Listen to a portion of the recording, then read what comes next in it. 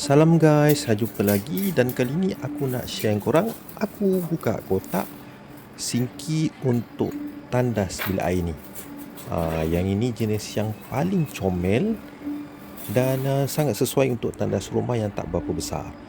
Ianya dari jenama Dokasa. Ini ada brander jugalah. Dan dalam kotak ni apa yang dia bagi adalah kita akan terima 2 batang skru yang macam ini. Yang ini 2 jenis wall plug plastik yang agak besar. Yang ini adalah pelapik untuk kita letak dalam skru untuk kita letak sinki. Dan yang ini adalah nut dan washer. Jom, okey, ini adalah tempat yang kita nak pasang.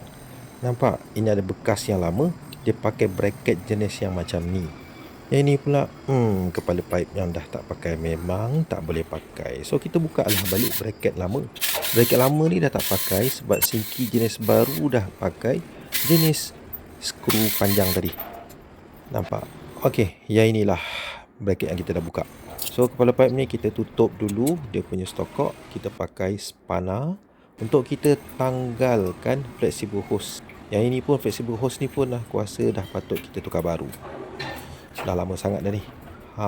Okey, kita dah settle cabut dan kita buat ukuran kat mana kita letak.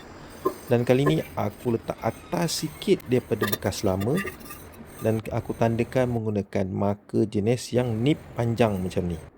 Kenapa pentingnya jenis nip ataupun mata panjang? Sebab kita nak tandakan senang. Sebab lubang tu ke dalam kan. Ini 2 lubang aku dah tanda. Aku gunakan extension wire ni. Sebab dia dekat dalam bilik air, aku sambungkan dekat dalam bilik.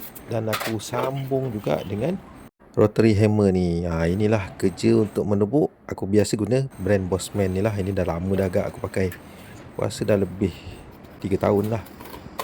Kita pastikan saiz yang sesuai untuk wall plug ni.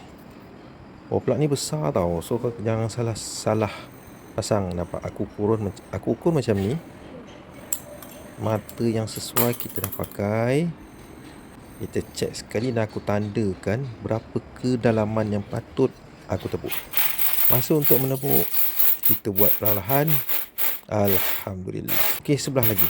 Sambil tu korang kena pastikan juga yang korang tepuk tak tersalah tepuk. Mana tahu dalam tu ada pipe kan, pening juga. Okey, so kita dah masukkan tadi wall plug. Kali ni kita masuk pula skru jenis ini. Kita pusinglah. Kita gunakan spana. Yang ni kau pusing sampailah separuh.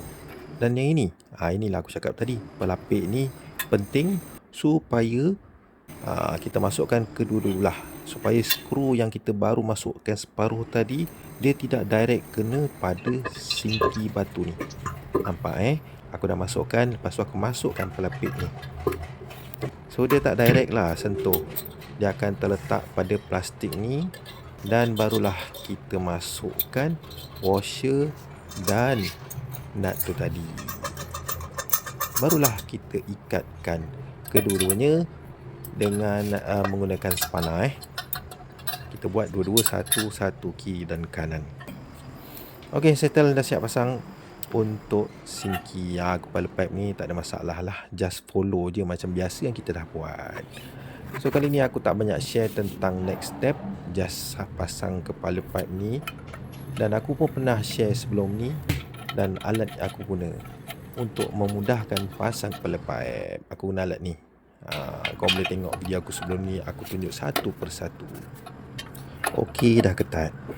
Okey, ngam. Okey guys, beginilah rupa selepas kita pasang. Okey.